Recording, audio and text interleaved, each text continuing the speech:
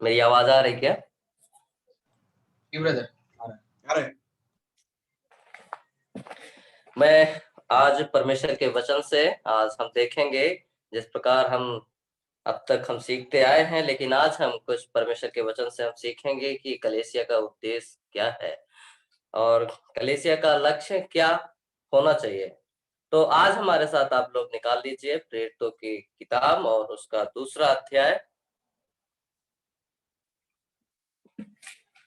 प्रेरितों की किताब और उसका दूसरा अध्याय पे और उसका 41 और 42 कलम मैं पढ़ना चाहूंगा। यहाँ पर लिखा है, अतः जिन्होंने उसका वचन को ग्रहण किया उन्होंने बपतिस्मा लिया और उसी दिन 3000 मनुष्यों के लगभग उनमें मिल गए और वे प्रेरितों से शिक्षा पाने और संगति रखने और रोटी तोड़ने और प्रार्थना करने में लौलीन रहे। यहाँ पर हम देखते हैं कि जिन्होंने परमेश्वर के वचन को ग्रहण कर लिया और वो लोगों ने प्रेरितों से शिक्षा पाने और संगति रखने और रोटी तोड़ने और प्रार्थना करने में लौलीन हो गए। यहाँ मैं 42 पद में मैं 4 बातों को देखता हूँ। पहले बात मैं देखता हूँ कि वो प्रेरित लोगों से शिक्षा पाने में, और दूसरी बात देखता हूँ कि वो संगति रखने के लिए, और तीसरी बात वो रोटी तोड़ने के लिए, और चौथी बात हम देखते हैं कि वो प्रार्थना करने के लिए वो लौलीन हो गए। लेकिन हम यहाँ पर देखते हैं इसके जब आगे का पदों को जब मैं देखता हूँ, यहाँ पर पतरस जो है वो मन फिराव का प्रचार कर रहे थे, और जिन लोगों ने परमेश्वर का वचन को सुना और उन्होंने जब परमेश्वर का वचन को सुना और जिन्होंने परमेश्वर के वचन को सुनकर ग्रहण कर लिया प्रभु को, वो लोगों ने बपतिस्मा लिया। और हम देखते हैं कि जब 41 कलम में हम देखते हैं कि अतः जिन्होंने उसका वचन को ग्रहण कर लिया उन्होंने बपतिस्मा ले लिया, और हम देखते हैं कि जब पतरस मन फिराव का जब प्रचार कर रहे थे, सुसमाचार सुना रहे थे, तो हम देखते हैं कि 3000 के लगभग मनुष्य जो है वो प्रभु में आ जाते हैं। और हम देखते हैं कि जब वो लोग प्रभु में आ जाते हैं तो अब वो लोगों प्रेरितों के द्वारा वो शिक्षा पाने के लिए और संगति रखने के लिए और रोटी तोड़ने के लिए और प्रार्थना करने के लिए कितना उत्साहित और कितना प्रभु में वो बढ़ने के लिए इच्छुक हो जाते हैं। और हम यहाँ पर देखते हैं कि जैसे कि आज का समय में हमारे कलेसिया का भी इन 4 बातों में हमारा कलेसिया क्या है कि उद्देश्य और उस कलेसिया का लक्ष्य होना चाहिए। तो आज मैं इन 4 बातों में मैं कुछ बातों को आपके सामने प्रस्तुत करना चाहूंगा। पहली बात मैं आपके सामने रखना चाहूंगा कि शिक्षा पाना, और साथ ही हम देखेंगे कि किस प्रकार हमारा मसीह जीवन में संगति भी होना चाहिए। तो हम पहली बात देखेंगे कि हमें शिक्षा पाना, धर्मशास्त्र के अनुसार हमें धर्म सिद्धांतों की हमें शिक्षा पाना क्यों जरूरी है। तो जैसे कि मैं एक और पद में देखना चाहूंगा इफिसियों की किताब में, वहां पर लिखा है, हमारे साथ इफिसियों की किताब और उसका 4था अध्याय और उसका 14 वचन निकालें। इफिसियों की किताब उसका 4था अध्याय और उसका 14 वचन को हम पढ़ेंगे। यहाँ पर लिखा है जैसा कि ताकि हम आगे को बालक ना रहे जो मनुष्य की ठग विद्या और चतुराई से उनके भ्रम की युक्तियों के और उपदेश के हरेक झोंकों से उछाले और इधर उधर घुमाए जाते हो। तो हमें बाइबल से शिक्षा पाना क्यों जरूरी है मेरे प्रियो? शिक्षा पाना इसलिए जरूरी है, जैसे कि इस पद में इस वचन में हम देखते हैं कि ताकि हम आगे को बालक ना रहे हैं? आगे को हम बालक ना रहे कि जो मनुष्य ठग विद्या और चतुराई से उनके भ्रम की युक्तियों के और उनके उपदेश के हरेक झोंकों से हम इधर उधर और उछाले और घुमाए जाए। इसलिए धर्म बाइबल के शिक्षा पाना मसीह विश्वासियों को बाइबल से शिक्षा पाना इसीलिए जरूरी है ताकि कोई भी हमें झूठा उपदेश से, कोई भी हमें झूठी शिक्षा से इधर उधर ना घुमाए। जिस प्रकार हम देखते हैं कि प्रेरित पौल जो है अपनी पत्रियों में इफिसियों की कलीसिया के लोगों को यह कह रहे हैं कि मेरे प्रियो, जैसे कि हम देखते हैं ताकि हम आगे को बालक ना रहें। हम जब बाइबल की शिक्षा से मजबूत रहेंगे और जो कोई व्यक्ति जो है हमें झूठा उपदेश और झूठी शिक्षा से और हमें इधर उधर घुमाएगा, और जब मैं बाइबल की शिक्षा से मजबूत रहूंगा तो मैं ऐसे झूठे उपदेश और झूठे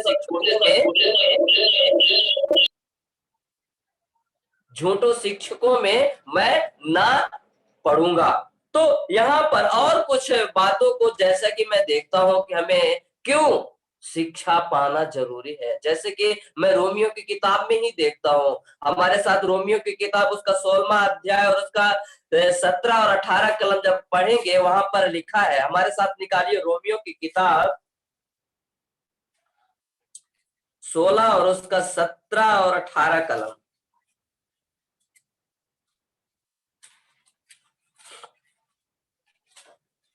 यहाँ पर क्या लिखा है? यहाँ पर लिखा है, अब हे भाइयों मैं तुमसे विनती करता हूं कि जो लोग उस शिक्षा के विपरीत जो तुमने पाई है फूट डालने और ठोकर खिलाने का कारण होते हैं, उन्हें ताड़ लिया करो और उनसे दूर रहो।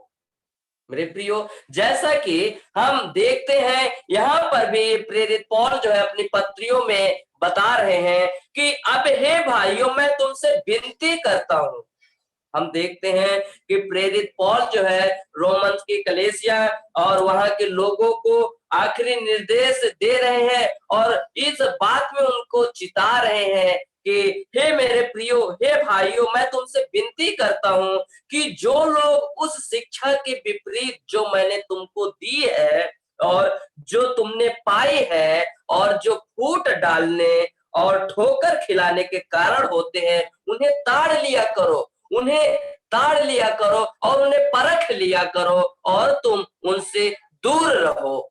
और 18 कलम में देखते हैं कि क्योंकि ऐसे लोग हमारे प्रभु मसीह की नहीं परंतु अपने पेट की सेवा करते हैं और चिकनी चुपड़ी बातों से सीधे साधे मन के लोगों को बहका देते हैं। मेरे प्रियो, आज जब हम और बाइबल के शिक्षा से जब मजबूत रहेंगे तो जो हमें ठोकर खिलाने का जो कारण हमारे लिए और फूट डालने का जो कारण हमारे लिए जो शिक्षा को देते हैं, मैं उनसे दूर रहूं। प्रेरित पौल जिस प्रकार कह रहे हैं कि उनसे दूर रहो और ऐसे लोगों को ताड़ लिया करो, क्योंकि ये लोग जो है मसीह के लिए नहीं, ये अपनी पेट के लिए सेवा कर रहे हैं। 18 पद में हम देखते हैं, क्योंकि ऐसे लोग हमारे मसीह के नहीं हैं।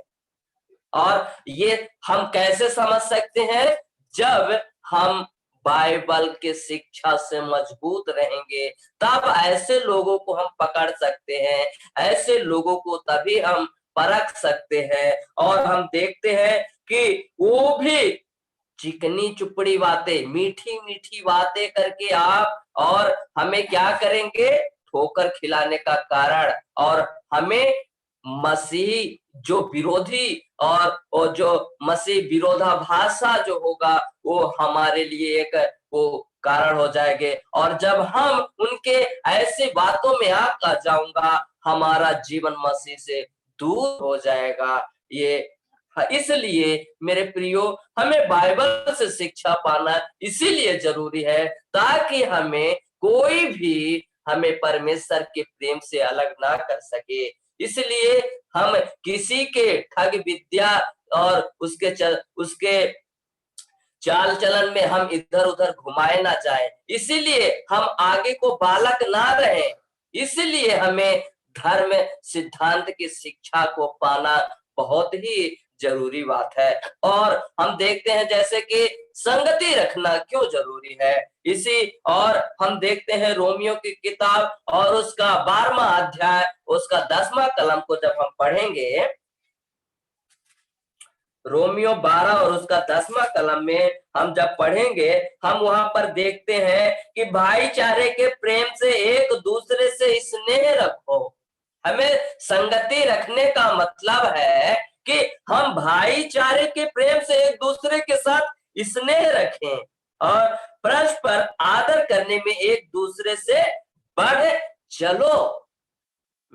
तो संगति रखने का मतलब यही है कि हम आपस में भाईचारे का एक दूसरे के साथ प्रेम रहे, और इसीलिए हम जब संगति रखें और जब हम संगति रखते हैं, हमारा मतलब यही है कि हम एक दूसरे से अपने ही सामान हम क्या करें, उससे प्रेम करें। जिस प्रकार हम और भी पदों को मैं आपके सामने रखना चाहूंगा, और रोमियो की किताब और उसका 15 अध्याय और उसका 14 कलम में भी कुछ बातों को मैं देखता हूँ।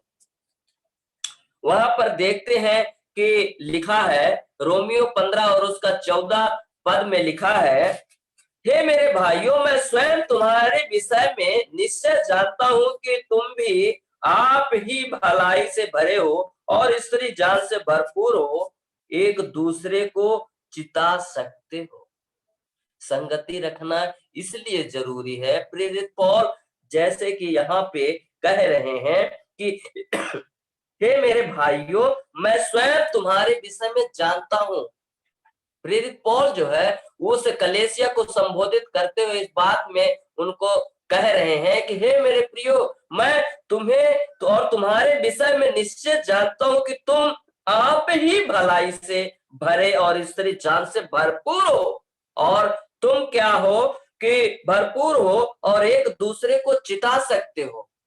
प्रेरित पौल ये वहां के कलीसिया और वहां के लोगों को प्रोत्साहित कर रहे हैं। इसलिए संगति रखना हमारा जरूरी है कि जो नए लोग विश्वासी हैं, और हम उन्हें पुराने विश्वासियों का मतलब है कि उन्हें किस प्रकार प्रोत्साहित करें और किस प्रकार परमेश्वर के वचन से उन्हें सिखाए और किस प्रकार से परमेश्वर का प्रेम को उनके बीच में प्रकट कर सके, ये हमारा संगति रखने का मतलब है। और भी हम एक दो पद को पढ़ना चाहूंगा, हमारे साथ आप निकाल लीजिए इफिसियों और उसका 4 और उसका 32 कलम में हम देखेंगे। इफिसियों और उसका 4 और उसका 32 कलम में हम देखते हैं, वहां पे लिखा है कि एक दूसरे पर कृपालु और करुणामय हो, और जैसा परमेश्वर ने मसीह में तुम्हारे अपराध क्षमा किया, वैसे ही तुम भी एक दूसरे के अपराध को क्षमा करो। हमारा संगति रखने का मतलब हम एक दूसरे पर कृपालु हो और एक दूसरे पर करुणामय हो, और हम देखते हैं कि जैसा परमेश्वर ने मसीह में तुम्हारे अपराध को क्षमा किया है, वैसा ही हमको भी एक दूसरे के अपराध को क्षमा करना है। प्रेरित पौल जिस प्रकार हमें संगति रखने के बारे में और संगति रखने के बारे में जिस प्रकार हमें शिक्षा दे रहे हैं कि हमें क्यों जरूरी है, एक दूसरे पर हमें किस प्रकार कृपालु होना है और करुणामय होना है, कि जैसा परमेश्वर ने मसीह के अपराधों को क्षमा कर दिया है, हम देखते हैं कि जैसा परमेश्वर ने मसीह में तुम्हारे अपराध क्षमा किए हैं, वैसा ही तुम भी एक दूसरे के अपराध को क्षमा करो। तो प्रभु यीशु मसीह जो है, मेरे और आपके पापों को जब उन्होंने क्षमा किया है, मेरा भी यह उद्देश्य होना चाहिए कि हम भी एक दूसरे पर करुणामय और कृपालु होना चाहिए और एक दूसरे का अपराध को क्षमा करने वाला होना चाहिए। संगति रखने का मतलब यह है। और सबसे महत्वपूर्ण बात हम देखते हैं कि एक दूसरे से प्रेम रखो। हम नए नियम के और ये ग्रेट कमीशन के नाम से भी हम जानते हैं, प्रभु यीशु मसीह ने ग्रेट कमीशन में 2 कमांडमेंट भी दिए हैं, जैसे कि हम मत्ती की किताब में देखते हैं, प्रभु से प्रेम रखना है अपने सारे तन मन और अपने सारे प्राण के साथ परमेश्वर से। और दूसरी कमांडमेंट के रूप में हम देखते हैं कि अपने ही समान अपने पड़ोसी से एक प्रेम रखो, जिस प्रकार तुम अपने शरीर से प्रेम रखते हो, उसी प्रकार तुम भी अपने पड़ोसी के साथ प्रेम रखो। हमें ये नए नियम की किताब में ग्रेट कमीशन और कमांडमेंट के नाम से हम जानते हैं। तो महत्वपूर्ण यह बात है कि हमारा संगति रखने का मतलब भी होना चाहिए कि हम एक दूसरे को वैसा ही प्रेम करें जिस प्रकार मैं अपने आप से करता हूं। तीसरी बात मैं आप लोगों के बीच में रखना चाहूंगा, जैसे कि हम वहां पर देखते हैं रोटी तोड़ना। तो सबसे पहले बात तो कलेसिया के लिए एक स्थान होना चाहिए जहां पर मसीह लोग इकट्ठा होकर और वहां पर प्रभु को स्मरण कर सके। जैसे कि हम देखते हैं पहला कुरंथियों की किताब और उसका 11 और उसका 23 से 26 कलम में पढ़ना चाहूंगा। फर्स्ट कुरंथियन और उसका 11 अध्याय उसका 23 और 26 कलम में पढ़ना चाहूंगा। वहां पर लिखा है, क्योंकि यह बात मुझे प्रभु से पहुंची और मैंने तुम्हें भी पहुंचा दी। प्रभु यीशु ने जिस रात वह पकड़वाया गया रोटी ली और धन्यवाद करके उसे तोड़ी और कहा, यह मेरी देह है जो तुम्हारे लिए है, मेरे स्मरण के लिए यही किया करो। इसी रीति से उसने ब्यारी के पीछे कटोरा भी लिया और कहा, यह कटोरा मेरे लहू में नई वाचा है, जब कभी पियो तो मेरे स्मरण के लिए यही किया करो।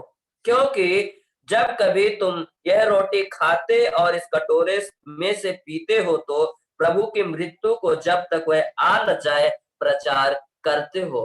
तो हमें रोटी तोड़ने का मतलब को यह कुरंथियों में हम देखते हैं। पहला कुरंथियों और उसका जब हम 11 कलम और 17 से जब हम 34 अध्याय तक जब आप पढ़ेंगे, यहाँ पर रोटी तोड़ने का मतलब और रोटी तोड़ने का उद्देश्य के बारे में बताया है। तो मेरे प्रियो, आज का समय में सबसे पहले कलीसिया के लिए वह एक स्थान होना चाहिए जहां पर मसीह लोग इकट्ठा हो सके। और दूसरी बात, हम जब वहां पर इकट्ठा होंगे तब हमें जो रोटी तोड़ने की जो शिक्षा को दी जाती है, तो हम वो शिक्षा को वो प्रभु यीशु मसीह जब तक आ ना जाए और हम जब इकट्ठा होते हैं और जब उस रोटी से जब हम भाग लेते हैं, हम प्रभु यीशु मसीह के मृत्यु को याद करते हैं।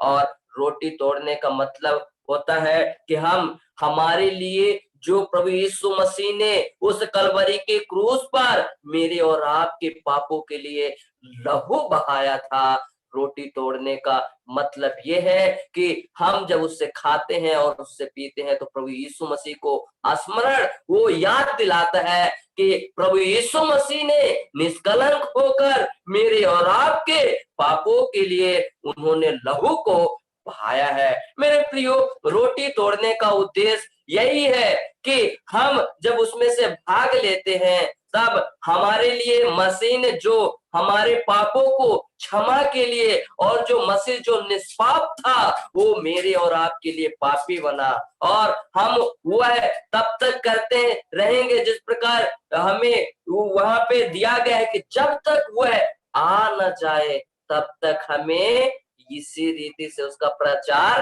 करते रहना है और हमें इसमें से भाग लेते रहना है। तो रोटी तोड़ने का मतलब, जैसे कि हम प्रेरितों के काम में देखते हैं 4 बातों को, उसमें से तीसरी बात को जब हम देखते हैं रोटी तोड़ना और प्रार्थना करना, तो रोटी तोड़ने का मतलब है प्रभु यीशु मसीह को स्मरण करना। मेरे जगह पर उसने उस मौत को और उसने मेरे पापों के उसने उस क्रूस पर क्षमा किया है। रोटी तोड़ने का मतलब यही है कि परमेश्वर ने जो हमारे लिए एक महान कार्य किया है और हमारे लिए एक महान कार्य और एक हमारे लिए अनंत जीवन जो हमें एक आशा दिया है, प्रभु यीशु मसीह ने हम विश्वासियों को एवं विश्वास करने वालों के लिए और जिन लोगों ने उसका वचन को ग्रहण कर लिया है वो लोग एक अनंत जीवन का, अनंत राज के एक वारिस, अनंत जीवन का वो उसका वारिस हो गया है।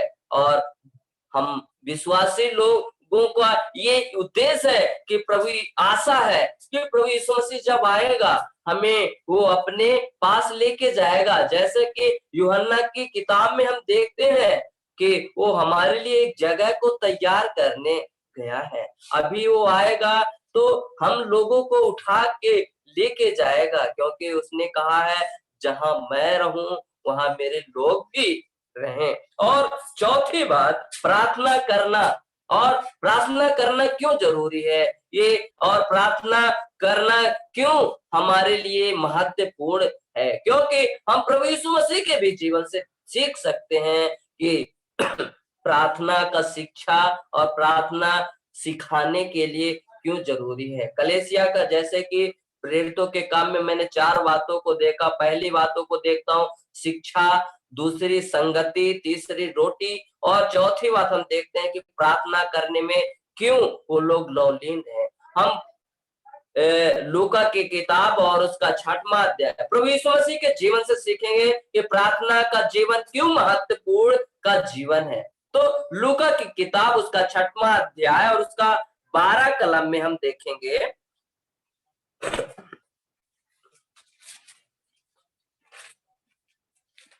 वहां पर लिखा है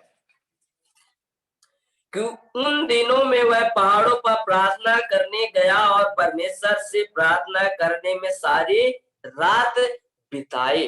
तो मेरे प्रियो, हम प्रभु यीशु मसीह के जीवन से सीख सकते हैं। प्रभु यीशु मसीह स्वयं परमेश्वर थे और स्वयं परमेश्वर का पुत्र, 100% गॉड 100% मैन। तो यीशु मसीह के जीवन से हम खुद इस बात को हम सीख सकते हैं कि जब प्रभु यीशु मसीह जब 12 चेलों को नियुक्ति करते हैं, उससे पहले प्रभु यीशु मसीह प्रार्थना करने के लिए गए।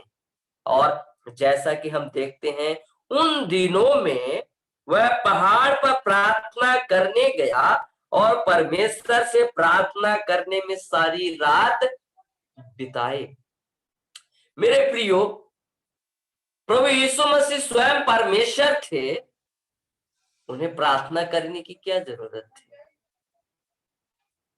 तो मेरे प्रियो, प्रभु यीशु मसीह के जीवन से हम सीख सकते हैं कि प्रभु यीशु मसीह जब वो 12 चेलों को जब नियुक्ति करते हैं, या वो हमें बताना चाहते हैं कि उससे पहले वो प्रार्थना कर रहे हैं। यानी जब भी हम कोई कार्य या कोई काम को करें, उससे पहला मेरा परमेश्वर से विनती और प्रार्थना होना चाहिए। मेरे प्रियो, कितने समय का प्रार्थना होना चाहिए? यदि हम आज के समय में 1 घंटा यदि प्रार्थना करने बैठेंगे, हमारा जीवन थक जाएगा और लोगों के सामने हमारा एक भक्ति का जीवन हो जाएगा, क्योंकि मैंने 1 घंटा प्रार्थना किया है। लोग बात सोचेंगे अरे बहुत बड़ा भक्ति वाला है। लेकिन प्रभु यीशु मसीह प्रार्थना करने कहां पर गए थे? एकांत जगह में और पहाड़ों पर। और मेरे प्रियो, प्रभु यीशु मसीह के जीवन में देखते हैं प्रार्थना करते करते पूरी रात बिता दी।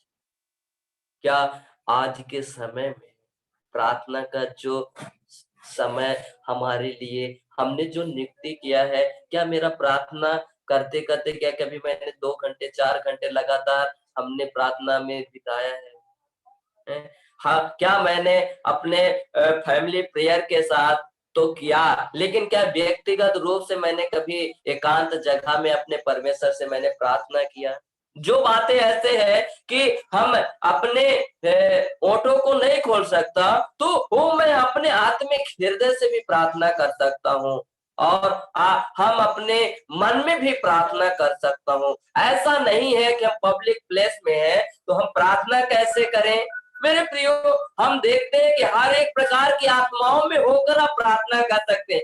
आप अपना मन को परमेश्वर की ओर लगाए और अपने मन में प्रार्थना करें, ये भी हमारी एक प्रार्थना है। जरूरी नहीं कि हम अपने ओठों को खोलें वही हमारी प्रार्थना है। हम ऐसे जगह में जब हम ट्रैवल कर रहे हैं, उस समय मेरी आंखें खुली हैं, तो मैं अपने मन में परमेश्वर से हम प्रार्थना कर सकते हैं। प्रभु यीशु मसीह के जीवन से हम सीख सकते हैं कि प्रभु यीशु मसीह ने कोई भी कार्य को करने से पहले प्रभु यीशु मसीह उसके लिए प्रार्थना करते थे। और भी बातें मैं आप लोगों के बीच में प्रकट करना चाहूंगा। एक और भी बातें पद है मरकुस की किताब और उसका पहला अध्याय और उसका 35 कलम।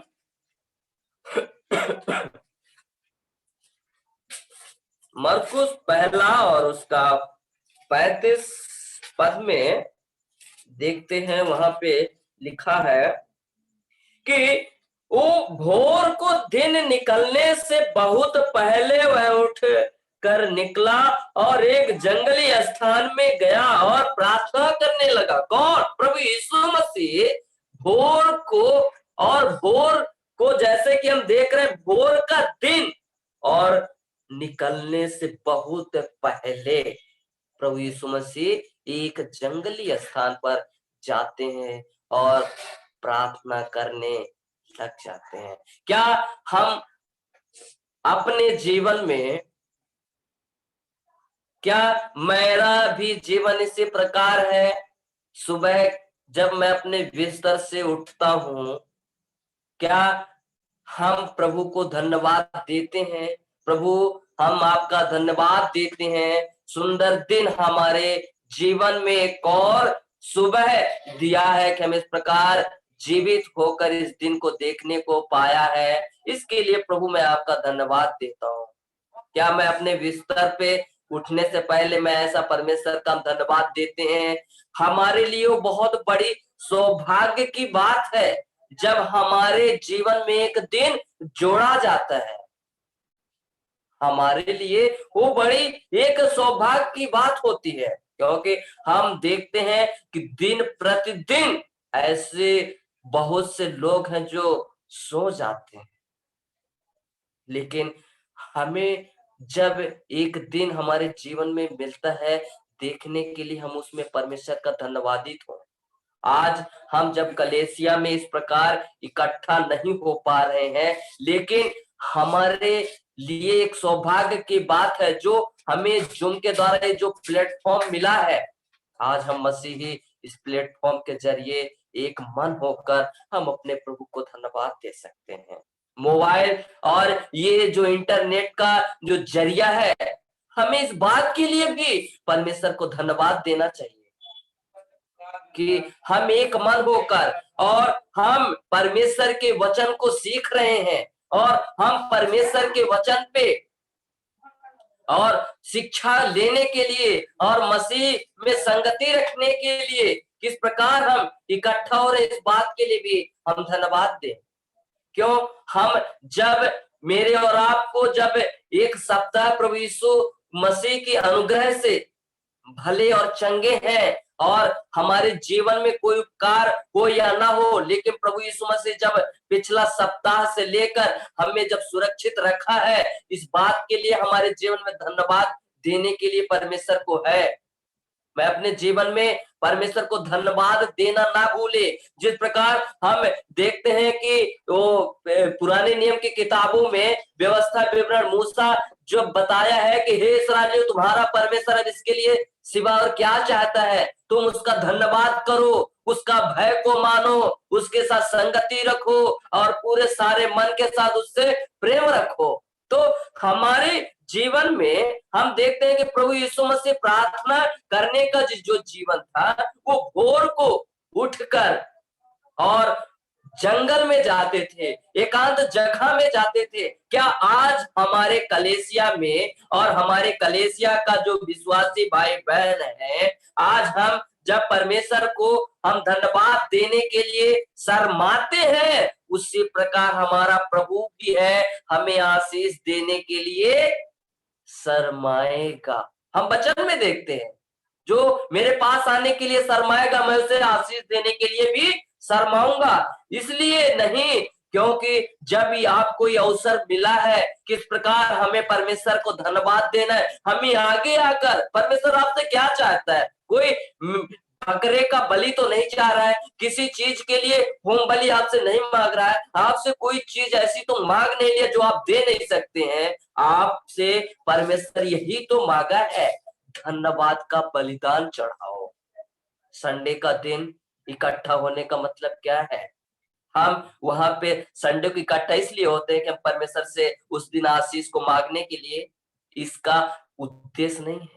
कलीसिया उस दिन इकट्ठा होने का मतलब यह है कि प्रभु यीशु मसीह ने जो मेरे और आपके लिए जो उसने कलवरी क्रूस पर किया है उसको स्मरण करना, उसको याद करना और धन्यवाद का बलिदान चढ़ाना, ये मेन उद्देश्य है। कलीसिया का ये मेन उद्देश्य है, शिक्षा पाना।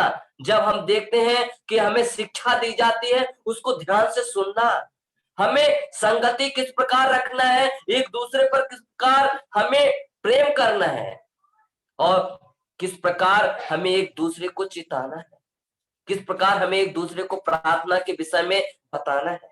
प्रभु यीशु मसीह जिस प्रकार, एक और पद मैं आपके सामने रखना चाहूंगा, इब्रानियों की किताब उसका 5 और उसका 7 पद में, इब्रानियों की किताब उसका 5 और 7,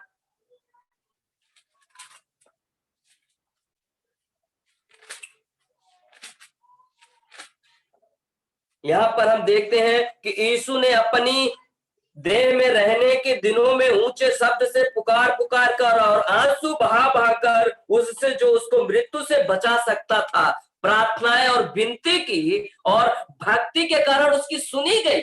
मेरे प्रियो, यीशु मसीह स्वयं, हम देखते हैं, क्या देखते हैं यीशु मसीह के जीवन से कि अपनी जब वो देह में रहने के दिनों में ऊंचे शब्द से परमेश्वर से पुकारते थे और वो विनती करते थे, जो परमेश्वर उनको उस मृत्यु से बचा सकता था, वो उससे प्रभु यीशु मसीह क्या करते थे, विनती और प्रार्थनाएं करते थे। कैसे? भक्ति के साथ, आंसुओं को बहाकर। और हम देखते हैं और प्रभु यीशु मसीह की वो विनती भक्ति के कारण सुनी गई। क्या आज मेरा और आपका जीवन प्रभु यीशु मसीह के सामने यदि हम कोई बात को रखते हैं, क्या मेरा प्रार्थना का विषय ऐसा है, मैं अपने परमेश्वर को पुकारता हूँ, ऊंचे शब्द से कभी पुकारता हूँ, क्या मैंने आंसुओं को बहाकर और क्या मैंने रो रो कर गिड़गिड़ा कर क्या मैंने परमेश्वर से मांगा? मेरे प्रियो, आज का विषय में हम देखते हैं हमारा जीवन प्रभु यीशु मसीह के जीवन से आप सीख सकते हैं।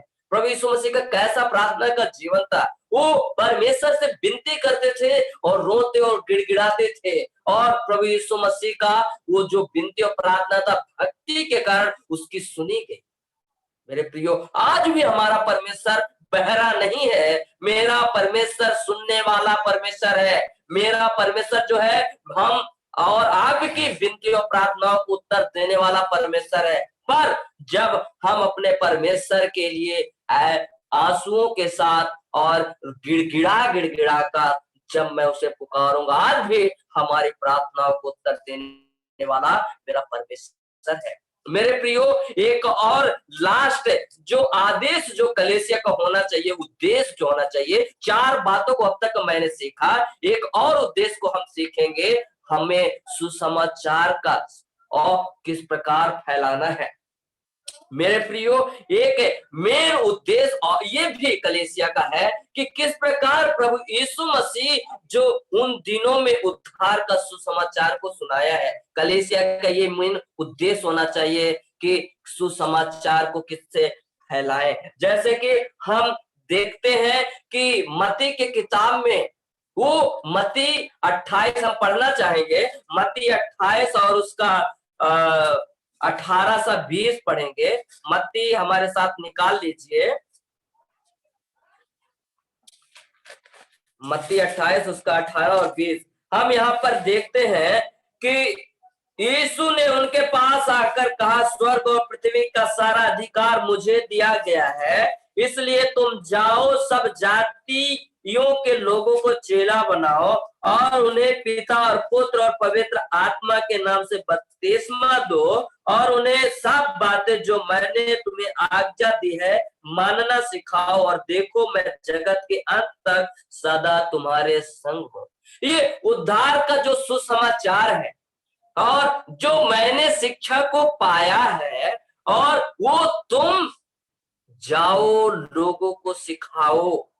प्रभु यीशु मसीह कह रहे हैं कि इसलिए तुम जाओ और सब जातियों के लोगों को चेला बनाओ।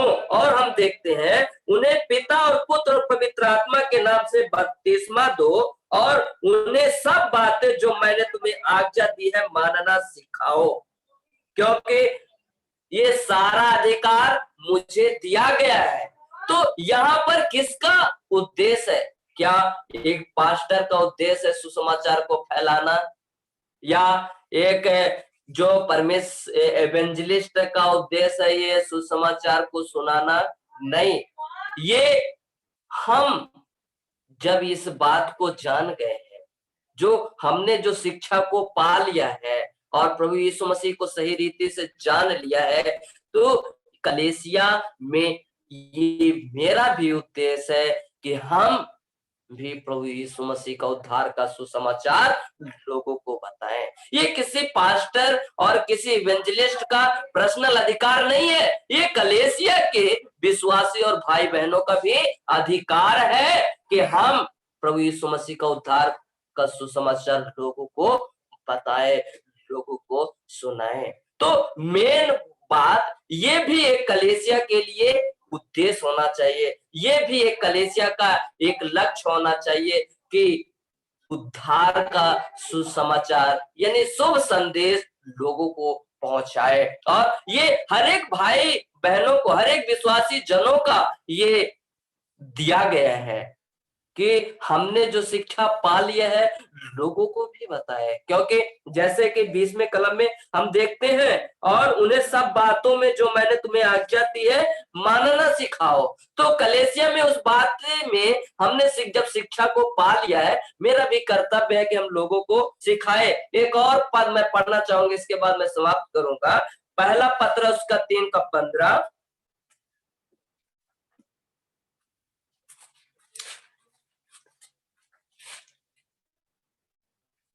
यहाँ पर हम देखते हैं कि पर मसीह को प्रभु जानकर अपने मन पवित्र समझो, जो कोई तुमसे तुम्हारी आशा के विषय में कुछ पूछे उसे उत्तर देने के लिए सर्वदा तैयार हो, पर नम्रता और भय के साथ। हमें उत्तर देने के लिए बताया है, पर मसीह को प्रभु जानकर अपने मन में पवित्र समझो, जो कोई तुमसे तुम्हारी आशा के विषय में शक है।